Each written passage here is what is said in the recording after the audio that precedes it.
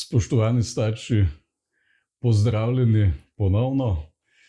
Tokrat bi vam rada malenkost predstavila teme, s katerimi se zdaj pred ponovnim vstopom otrok v šolo srečujeva v najini svetovalnici, s čim se starši obračate na naju, kaj so pravzaprav stiske otrok. Mnogih niti ne prepoznamo oziroma vemo, da so se stiske otrok in odraščajočih zelo povečale. Vemo, da so tudi bolj intenzivno, bolj so izrazite, bolj nas skrbi in rada bi vam prišla en korak naproti v tej situaciji. S tem, da tukaj ne govoriva samo o stiskah otrok, potem so tle še starši, ki velikrat ne veste, kako se odzivati, kaj narediti, a pustiti otroka pri miru, a ga siliti. Velikrat mi napišete, a naj izlepa, a naj izgrda. In v bistvu vsi izgubljamo to sredino, kako v bistvu ravnati, da ostanemo povezani in da v bistvu delujemo na otroka z nekim občutkom varnosti. Zdaj, mogoče prva stvar, pripravila sva spletno delavnico, ki bo 7. maja. Boš ti povedala kaj o tem? V bistvu je tudi tale video en del tega, kar se bova v delavnici dotaknila.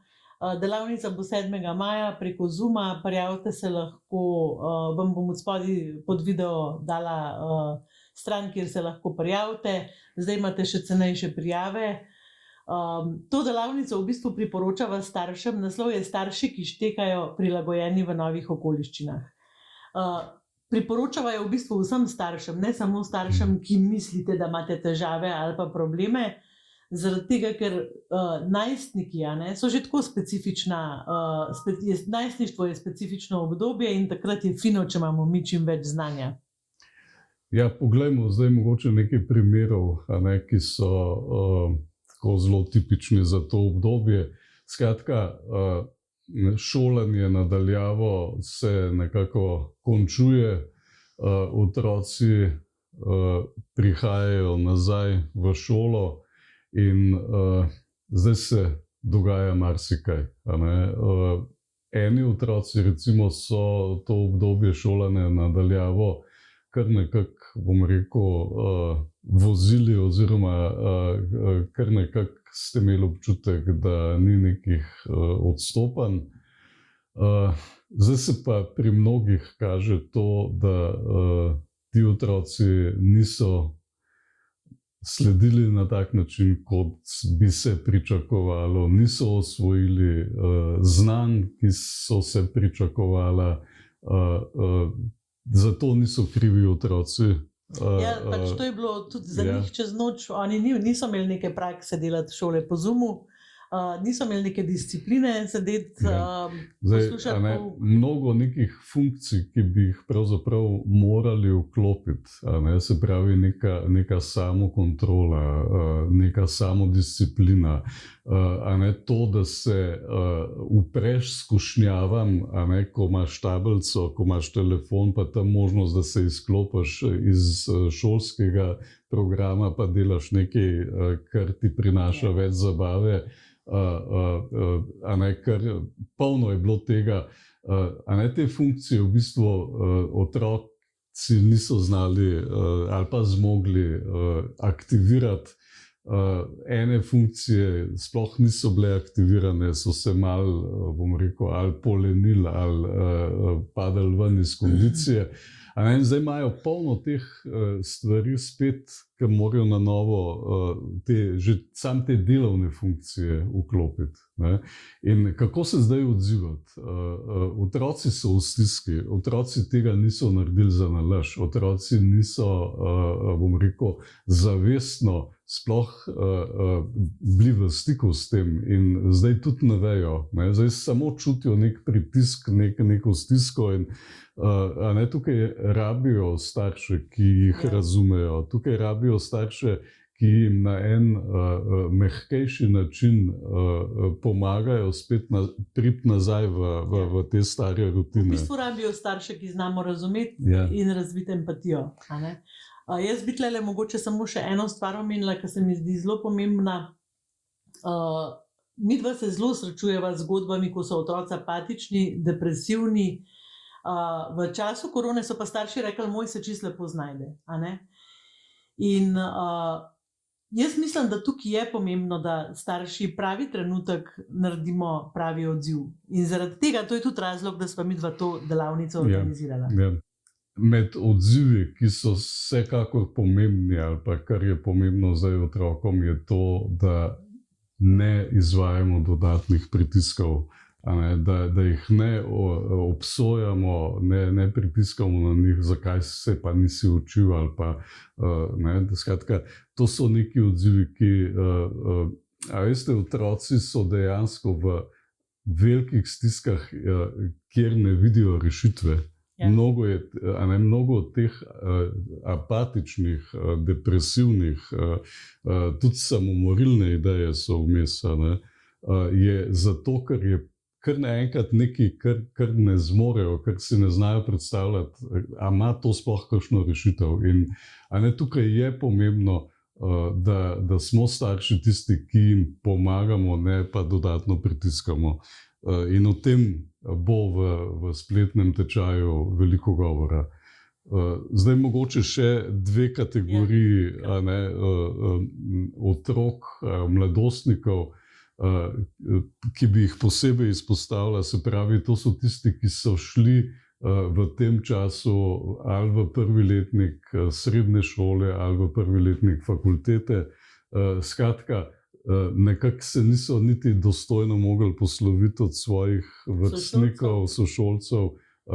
Vstopili so v neko novo okolje, se pravi med neke nove vrstnike, niso imeli možnosti se niti spoznati, niti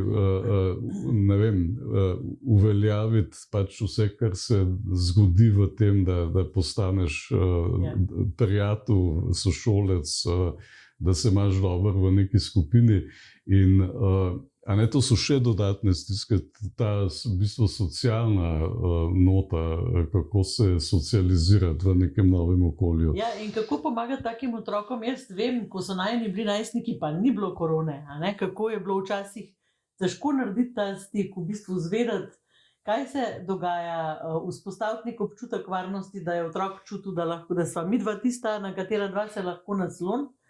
In to so zgodbe, ki so zdaj za vas sigurno še težje. Jaz bi tukaj vseeno izpostavila še eno kategorijo otrok, in to so te zgodnji najstniki, to se pravi, lahko rečemo od 11 naprej, ki so pa ostali doma in so imeli starši službe, v katere so mogli hoditi. Recimo, imela sva primere, da sta bila oba starša zaposlena v medicini, otrok je bil sam, ni se znal lotiti, dolg čas mu je bilo na Zoomu, ker ni bilo interakcije v razredu, veste, samo gledati v ekran pa nekaj poslušati, ker ne vidiš smisla, ker si ne znaš predstavljati, je za toliko starega otroka težko. In midva sva imela kar nekaj teh zgodnjih najstnikov, ki so preprosto kolapsirali in se jim je nabralo toliko stvari nenarejenih, da se niso znali več lotiti, in tak otrok kar ugasne, tako zgleda, kot da bi luč ugasnil, nima nobenega interesa več, ne vidi smisla, zato ker sploh ne ve, kako naj nadaljuje svoje življenje. Zdaj, vedenja, ki jih nekako prepoznavate, so ali recimo taka, ugasne, zamrzne, apatičen postane. Lahko pa so, bom rekel, na drugi skrajnosti, postanejo agresivni, zadirčni, sam da ga pogledaš, se že kregamo, vse je narobe. In tudi ta vedenja izražajo v bistvu neko stisko, neko nemoč. Tako da ta vedenja se bomo naučili prepoznavati in naučili se bomo prepoznavati, kaj je tisto, kar je zdaj najpomembnejše. In to je vsekakor najprej stik, najprej to, da se povežemo z otrokom, najprej to, da mu pomagamo k neki čustveni regulaciji, da tistim, ki niso toliko fleksibilni, odpremo neke poti, neke poti dobrega upanja. Tako da o vsem tem bo govor na delavnici, vam pa seveda želiva, da si tudi s tem, kar sva zdaj povedala, nekako usmerite, bom rekel, svojo naravnanost, da se naravnate k temu, da otroci so zares v stiskah in zares smo mi, starši, edine osebe, ki jim zdaj lahko najbolj pomagamo. In ravno s tem, ne da jim ni treba nič delati, ne da delamo mi namesto njih, ampak to, da jim pomagamo na nek mehak način, da se bodo ponovno utirali, in tukaj rabijo in našo čustveno podporo in pač našo prisotnost. Mogoče imate zdaj priložnost, da otroku pokažete, da to, da naredi napako, ni katastrofa, ampak da je to nekaj, iz česar se lahko nekaj nauči in da iz tega lahko naredi nekaj velikega. To se pravi, kako popravljati napake, ki so jih naredili, brez da bi za to sploh bili krivi ali pa da bi jih hoteli narediti. Tako da midva vas vabiva, da se prijavite na delavnico, ki bo 7. maja od 6. zvečer do 9. zvečer preko Zooma. Delavnica se ne bo snemala, tako da jo ne boste mogli gledati za nazaj. In zdaj imate nekaj dni še nižjo ceno za zgodno prijavo. Se vidimo na delavnici in lepo bodite.